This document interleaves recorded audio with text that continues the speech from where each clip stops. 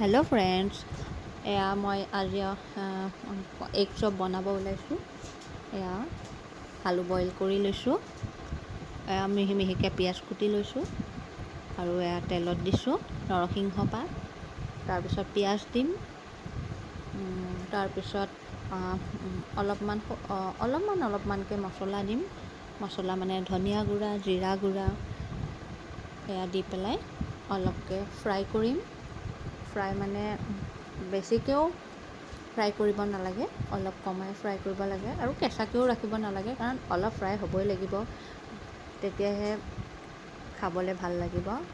গেছটো এনেকৈ কমাই দিছোঁ, চিমত দি লৈছোঁ, দি পেলাই মই ফ্ৰাই কৰিছোঁ। এয়া অলপকৈ মছলা দিছোঁ, নিমখ হালধি আপোনালোকে জোখমতে দিলেই হ'ল, নিজৰ সোৱাদ অনুযায়ী কিমান খায়।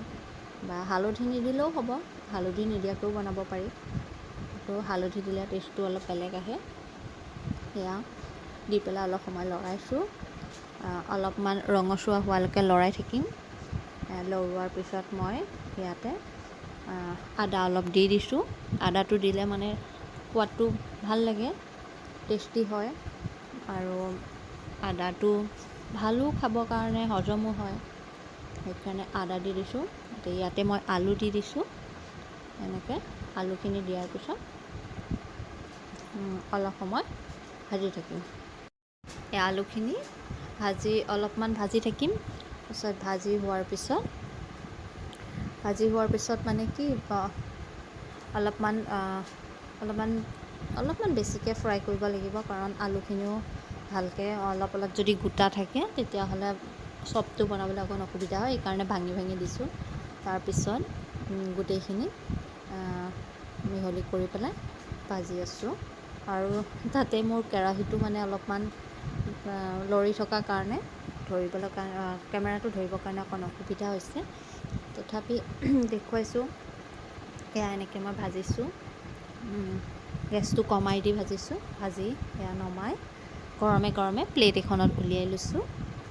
এতিয়া প্লেটখনত উলিয়াই পেলাই মই কিছু সময়ৰ কাৰণে ঠাণ্ডা হ'বলৈ থৈ দিম। এয়া উলিয়াই লৈছোঁ। এয়া মই ঠাণ্ডা হ'বৰ কাৰণে অলপ টাইমৰ কাৰণে ৰাখি দিম।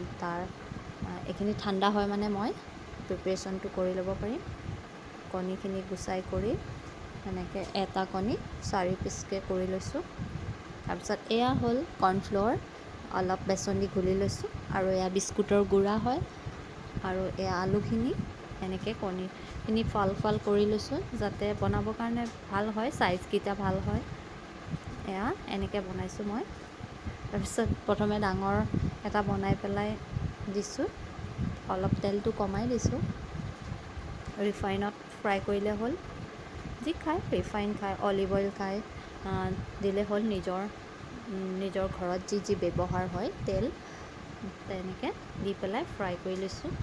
আৰু এয়া অলপ আগতে মই মানে দুটা অলৰেডি ফ্ৰাই কৰি থৈছোঁৱেই, সৰুকৈ। তাৰপিছত ফ্ৰাই কৰাখিনি এয়া, আৰু এইটো বস্তু মানে কি গৰমে ভাল লাগে খাই। আমিতো গৰমে খাইছোঁ বাৰু, কিন্তু ঠাণ্ডা হৈ গ'লে টেষ্টটো অলপ বেলেগ হৈ যায়। এয়া মই ফ্ৰাই কৰি লৈছোঁ, ভালকৈ ফ্ৰাই কৰি লৈছোঁ। এয়া যোগাৰ কৰি থৈছোঁ বনাবৰ কাৰণে। মই এয়া 3টা বনাম, আৰু আমাৰ ঘৰত মানুহ যিহেতু কম, সেইকাৰণে কমাই বনাইছোঁ। তথাপিও এয়া ৰঙচুৱা হোৱালৈকে ভাজি থাকিম, কম জুইত, কাৰণ নহ'লে ধৰি যাব। আৰু এয়া মোৰ ৰেডি হৈ গ'ল খাবৰ কাৰণে। কেনেকুৱা লাগিছে? ভাল লাগিছেনে সকলোৰে? খাবচোন।